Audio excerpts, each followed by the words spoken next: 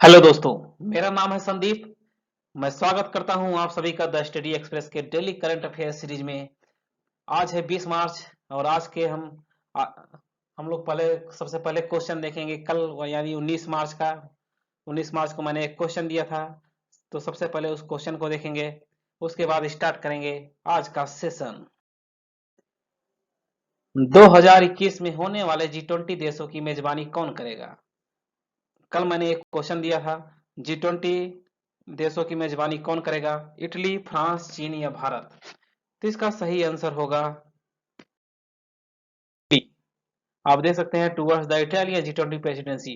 Italian presidency में G20 summit होगा। यहाँ पे 20 देशों के प्रमुख चुने जुटेंगे और दुनिया के विभिन्न मुद्दों पे बात करेंगे, जिससे इस बार का प्रमुख मुद्दा होगा कोविड-19 पैंडेमिक।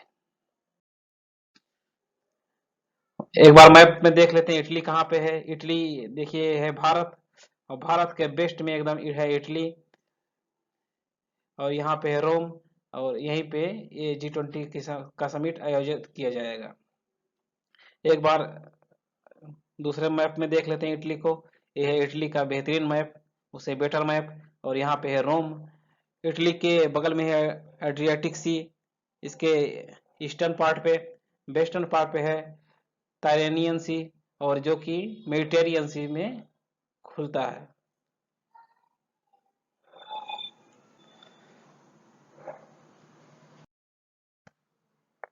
आज का पहला क्वेश्चन, ऑपरेशन संकल्प के तहत भारत की नौसेना ने किस देश की नौसेना के साथ एक युद्धाभ्यास किया है? ऑपरेशन संकल्प के तहत किस देश के साथ नौसेना के साथ भारत की नौसेना ने अभ्यास किया है? ये अभ्यास हुआ है पर्सियन गल्फ में, और इसका सही जवाब है बहरीन। आप देख सकते हैं यहाँ पे बहरीन, सऊदी अरबिया के एकदम ठीक बगल में ये है बहरीन। यहाँ पे कतर, ये है संयुक्त अरब अमीरात यानी यूएई, और यहीं पे ये है पर्सियन गल्फ, यहीं पे अभ्यास किया गया है। आप दूसरे मैप में देख लेते हैं, ये पर्सियन गल्फ, ये है बहरीन, और इधर कहीं पे इंडिया है, ये है ईरान।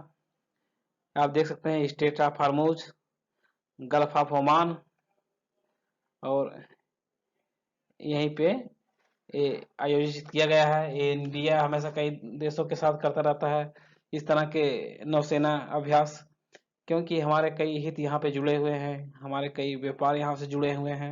ये इंडियन ओशियन में यानी हिंद महासागर में सारे सी खुलते हैं, तो यहाँ पे हमारे कई हित जुड़े हुए हैं, जिसके लिए हमें हमेशा ही अभ्यास करने पड़ते हैं। यहाँ से जितने आसपास के देश हैं, ओमान, यूएई, सऊदी अरेबिया भी एक साथ अभी कोई हुआ था। आप अगर बता सके तो बताइएगा कमेंट बॉक्स में, हमारा कौन सा अभ्यास अभी सऊदी अरेबिया के साथ हुआ है, और यहाँ भी बहरीन के साथ।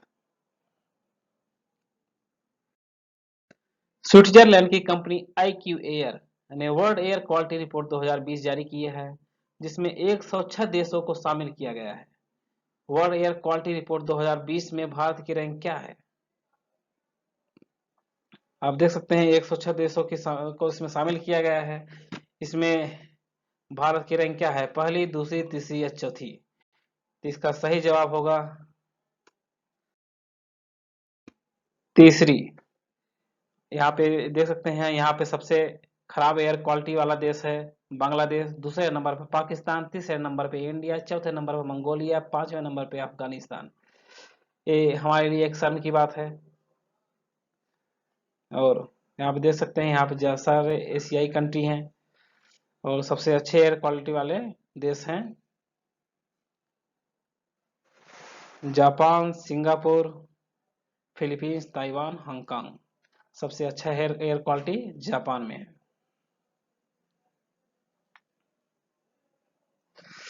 अब लेते हैं एक बार इंडिया में क्या है सबसे खराब सिटी। सिटी के नाम पे सबसे खराब एयर क्वालिटी वाला सिटी कौन सा है? तो दुनिया का सबसे खराब एयर क्वालिटी वाला सिटी है होटन। ये चाइना का एक सिटी है। उसके बाद से 14वीं रैंक तक लगातार इंडिया की कंट्री है। इसमें हमारे लिए शर्म की बात यह है कि होटन के बाद लगातार 14 कंट्री इंडिया की हैं, और इन 30 शहरों में 22 सिटी जो हैं ये इंडिया के हैं। और बात करें सबसे खराब एयर क्वालिटी वाले राजधानी की, जो किसी देश की राजधानी है, तो इसमें हम लोग पहले नंबर पे हैं। हम लोग ऐसे ही चीज़ों में नंबर 1 पे होते हैं। नई दिल्ली पहले पोजीशन पे है सबसे खराब एयर क्वालिटी वाले राजधानी में। भारत की कंपनी आईओसी किस देश की कंपनी फिनर्जी के साथ मिलकर एल्युमिनियम बैटरी बनाने पर काम कर रहा है, जो कि एक लिथियम आयन बैटरी का विकल्प होगा? तो इसका सही जवाब क्या होगा? अमेरिका, इजराइल, फिनलैंड या रूस?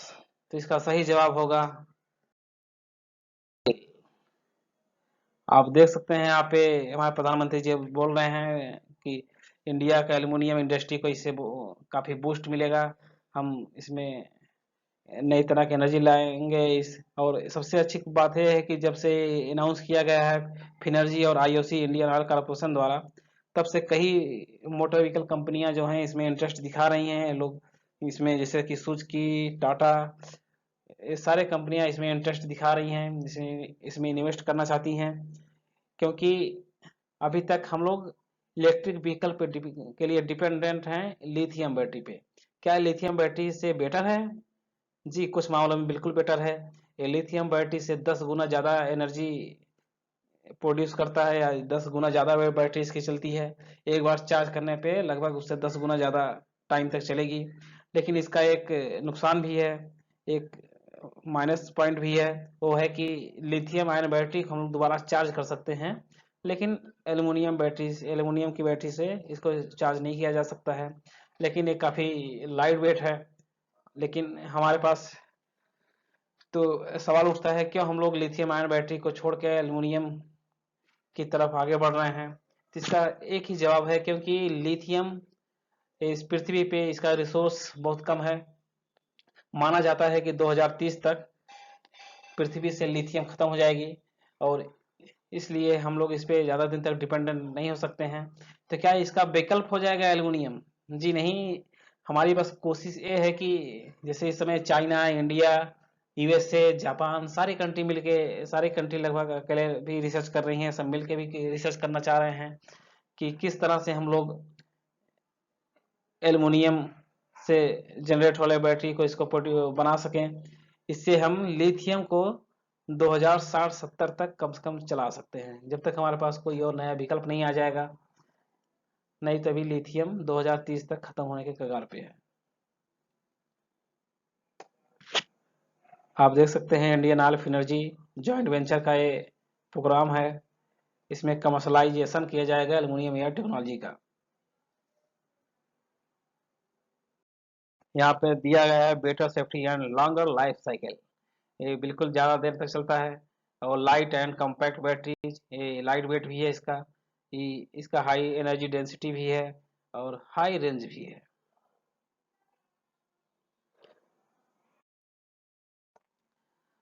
वर्ल्ड हैप्पीनेस रिपोर्ट 2021 के अनुसार 149 देशों की सूची में फिनलैंड सबसे खुश देश है। इस रिपोर्ट के मुताबिक भारत का रैंक क्या है? 139, 140, 141, 142। देख रहे हैं 149 कंट्री का ही सर्वे है। इसमें हम लोग पहुंचे हुए हैं 139 नंबर पे। तो आप देख सकते हैं हम लोग कितने कम खुश रहने वाले लोग हैं।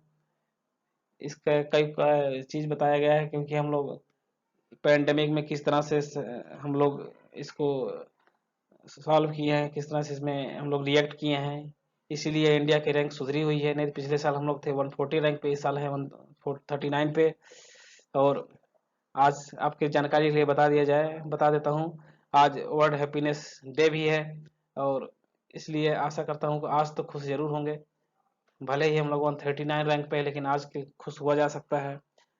और बात करें अगर पहले रैंक पे कौन है, तो पहले रैंक पे देख सकते हैं फिनलैंड है, दूसरे पे डेनमार्क, तीसरे पे नॉर्वे, चौथे पे आइसलैंड।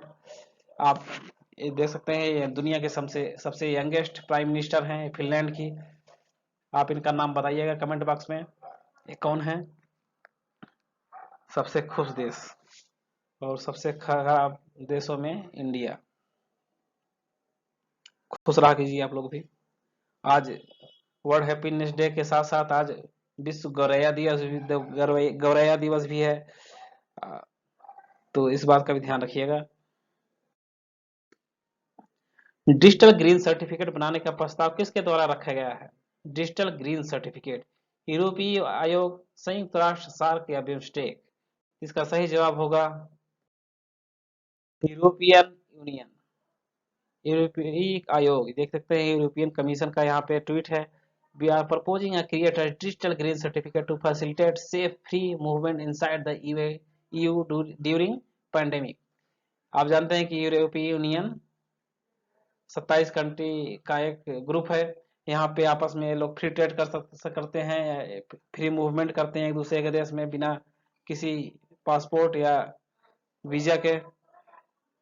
यहाँ पे लेकिन इसमें पेंडेमिक का साल चल रहा है, तो इसलिए यहाँ पे एक इन लोग पासपोर्ट जारी किया गया है जो जिसको बोला जा रहा है डिजिटल ग्रीन सर्टिफिकेट। ये पेपरलेस भी हो सकता है या पेपर में भी हो सकता है। यहाँ पे एक बारकोड दिया गया है, यहाँ पे लोग देखेंगे कि ये लोग कितना सिक्योर हैं। जैसे कि किसी को जो आ रहा है दूसरे कंट्री में, दूसरे एक कंट्री से दूसरे कंट्री में वैक्सीनेट हुआ है कि नहीं हुआ है, उसको कितनी बार कोविड हो चुका है, कोविड हुआ है कितने दिन में वो रिकवर किया है, कैसे रिकवर किया है, इस सब की जानकारियां इस बारकोड में दी रहेंगी, जिससे कि ये लोग फ्री मूवमेंट और बिना किसी डर के सेफली कर सके। अब एक बात यूनियन की, यूरोपीय यूनियन में आपको मैंने बताया कि 27 कंट्री का एक ग्रुप है। अभी यहाँ पे ब्रिटेन भी इसका एक मेंबर था जो कि अभी यहाँ से एग्जिस्ट कर चुका है। अब यहाँ पे 27 कंट्री बचे हुए हैं और इसका मुख्यालय है ब्रसेल्स बेल्जियम में, और इसकी स्थापना की गई थी 1993 में। और एक क्वेश्चन जो पूछा जाता है अक्सर कि क्या यूरोपीय यूनियन में सारे कंट्री यूरो यूज करते हैं? इसका जवाब है नहीं, इसमें कई कंट्री है जिनका अपना खुद का करेंसी है। 11वें CII national HR excellence award 2020-21 में रोल मॉडल अवार्ड किसे प्रदान किया गया है? इस CII national HR excellence award में सबसे जो प्रतिष्ठित अवार्ड है वो है रोल मॉडल अवार्ड। अब इस साल किसे प्रदान किया गया है? तो इसका सही जवाब क्या होगा? भारतीय जीवन बीमा निगम LIC, NTPC, BPCL या NHB नेशनल हाउसिंग बैंक? तो इसका सही जवाब होगा NTPC national thermal power corporation. ये अकेली PSU कंपनी है जिसको ये अवार्ड अभी तक मिला हुआ है। आप ध्यान दे सकते हैं सबसे अच्छा अवार्ड रोल मॉडल का अवार्ड माना जाता है इस ग्रुप में। और एक बार बात करें NTPC की, यहाँ देखिए जश्न मन रहा है, यहाँ पे गुब्बारे फूट रहे हैं, बैलून फूट रहे हैं। एक बार बात करते हैं NTPC की, तो NTPC की स्थापना 7 नवंबर 1975 को हुई थी और इसके CEO इस टाइम है गुरदीप सिंह। इसका मुख्यालय है नई दिल्ली। और NTPC आता है किस मंत्रालय के अंतर्गत? इसका सही जवाब है विद्युत, विद्युत मंत्रालय के अंतर्गत आता है। इसमें विद्युत मंत्रालय किसके अंडर में आता है? आप इसका उनका नाम, मंत्री का नाम कमेंट बॉक्स में दीजिएगा अगर दे सके तो। देखिए role model HR excellence award. निम्नलिखित में से कौन से राज्य सरकार ने कुपोषण से निपटने के लिए समर नामक अभियान की शुरुआत की है? समर नामक अभियान की शुरुआत किस राज्य ने की है? इसका सही जवाब क्या होगा? बिहार, उत्तर प्रदेश, झारखंड या छत्तीसगढ़? तो इसका सही जवाब होगा झारखंड।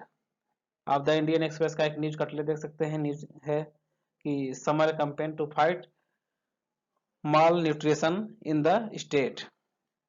एक सर्वे के मुताबिक झारखंड में हर दूसरा जो बच्चा होता है वो कुपोषण का शिकार है और उसमें कई तरह की बीमारियां पाई जाती हैं। उसका एक स्टैंडर्ड के मुताबिक उसका लंबाई नहीं है, उसमें मोटाई उसकी कम है।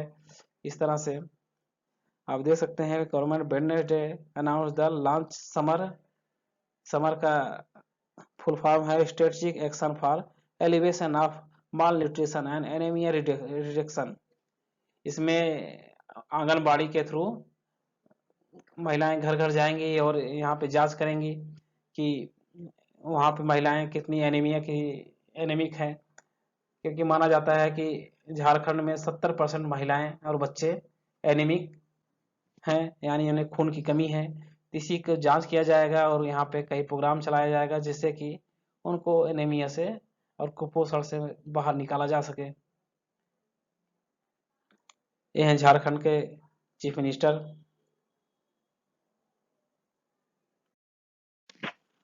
हाल ही में चर्चा में रहने वाला मितानिन शब्द क्या है? मितानिन क्या है?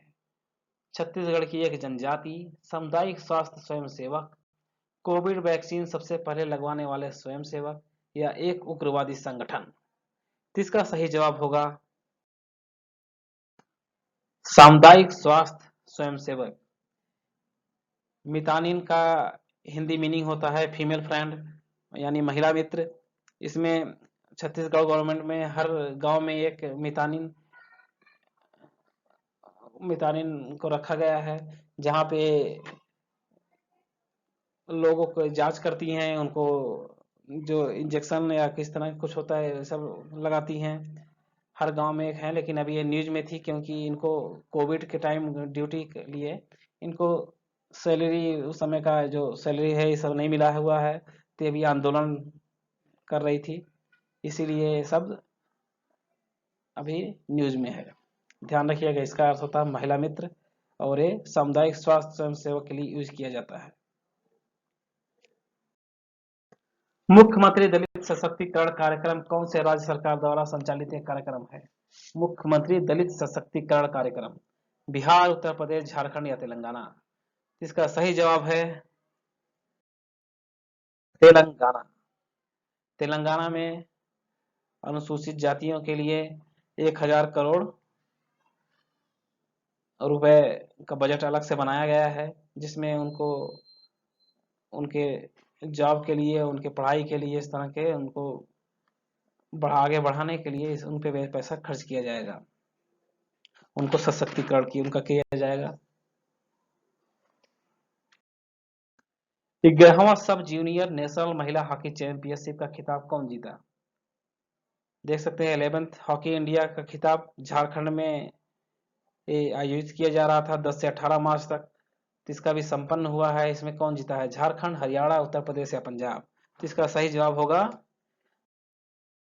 अक्षरों से कम है क्या? हरियाणा। आप देख सकते हैं यहाँ पे हरियाणा की महिलाएं, फिर महिला खिलाड़ी हैं, जूनियर खिलाड़ी हैं, ये लोग अभी जीती हुई हैं। तो अंत में मैं आपसे एक सवाल और पूछूंगा आज के लिए। भारत, ऑस्ट्रेलिया और फ्रांस के बीच आयोजित होने वाला अप्रैल माह में एक बैठक होगी। कहाँ पे, किस शहर में आयोजित किया जाए, इसका आयोजन किया जाएगा? पर्थ में, नई दिल्ली में, पेरिस में या दुबई में? तो आप इसका जवाब बताइएगा कमेंट बॉक्स में। मैं इसका जवाब बताऊंगा कल नए वीडियो में। तब तक के लिए शुभ रात्रि, धन्यवाद।